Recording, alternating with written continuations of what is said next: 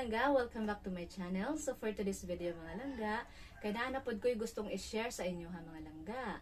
Importante kayo mga langga nga makabalo mo ani. So sa mga gusto diha nga mag-create og Facebook page, kinahanglan mga langga nga sa dili pa mo mag-start og upload sa mga videos ninyo sa inyong Facebook page, kinahanglan mga langga nga limpyuhan ninyo daan ang inyong Facebook profile. So ano ni siya mga langga no? Ang akong gusto nga ipasabot gyud mga langga sa kani nga video karong adlaw.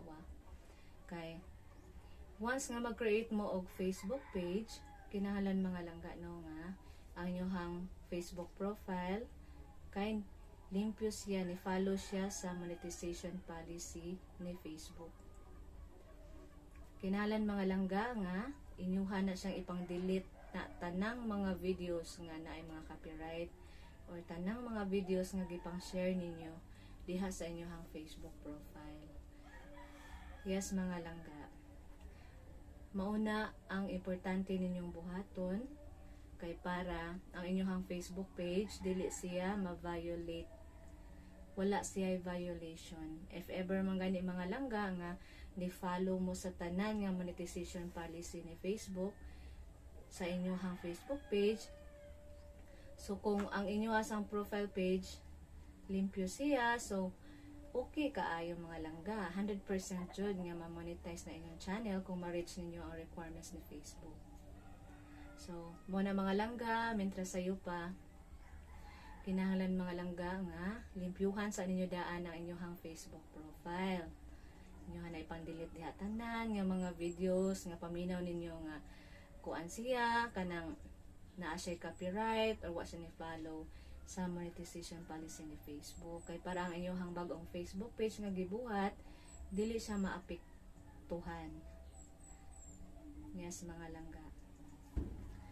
Kinahanglan mga langga nga kung gusto man jud gani ka nga maka-income ka or gusto man gani ka nga ma-monetize ang imong channel sa Facebook page nimo mga langga, kinahanglan limpyuhan sa nimo or kinahanglan wala kay violation sa imong Facebook profile. Kay konektado man gud na siya mga langga.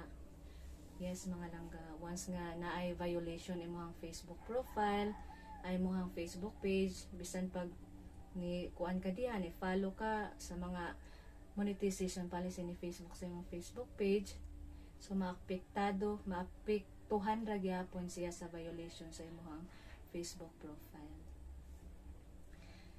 So mao to siya mga langga no, nga once nga mag-create mo og Facebook page, kinahanglan nga limpyo ang inyong Facebook profile. Og usa pa sad mga langga, importante kaayo nga ayaw ni ninyo buhata sa inyong Facebook profile mga langga. Example, na may mga bagong gi-upload nga videos sa inyong Facebook page, kinahanglan mga langga ayaw ni ninyo buhata nga ang mga videos ninyo diha nga inyong gi-upload sa inyong Facebook page inyong i-share dito sa inyong Facebook profile. Yes mga langga, ma-violation mo ana mga langga if inyo na buhaton.